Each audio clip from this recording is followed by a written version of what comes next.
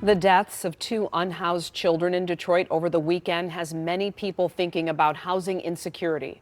7 News anchor Mike Duffy wanted to learn more about the hunt some people face just to find housing, and you've been looking into this. Yeah, well, 7 and Glenda, I talked to a mother of 7 who has been struggling for 7 months to secure housing for her family.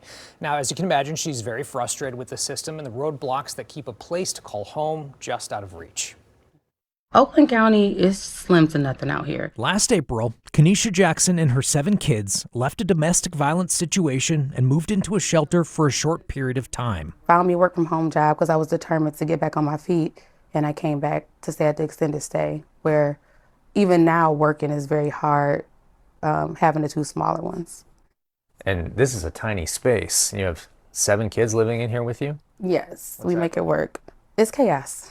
Though she has been working with Community Housing Network in Oakland County, she still hasn't found a permanent place to live. The landlords are still going to want 3 times the rent. The landlords are still going to want, close to perfect credit. So they tell me because of my family size being so big that, oh, there's not much housing, there's not much out here. I'm still just looking on my own. Kenesha says she's always thinking about businesses and ways to make money. She's currently making t-shirts for sale for Valentine's Day and even showed me children's books she's written filled with messages of hope.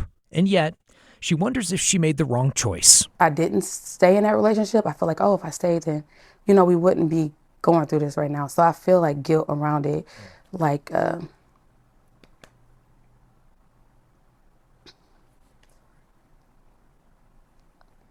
because you just want to do the best you can for your kids.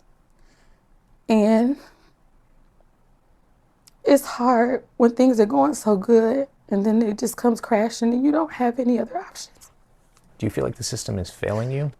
I think it's failing not only myself, but many other people, because we feel like that there's no hope. Kirsten Elliott is the CEO of Community Housing Network that's currently working with Kenesha. Kenesha has been very diligent and tenacious in following up on all the leads and working with landlords and trying to get them to accept. And we just have not had a landlord that has accepted the funding source that we have. We have resources to pay for the housing, for like long-term housing, but we don't have enough landlords or enough units that will accept the housing vouchers that we have. Is there anything that you would say to Kenesha? I would say, Kenesha, I am so sorry that it's taking so long, and we are doing everything we possibly can, and please stick with us. We are not giving up on you. We're going to figure this out, and I'm really hoping that this interview, I hope it helps to find a landlord that we can work with.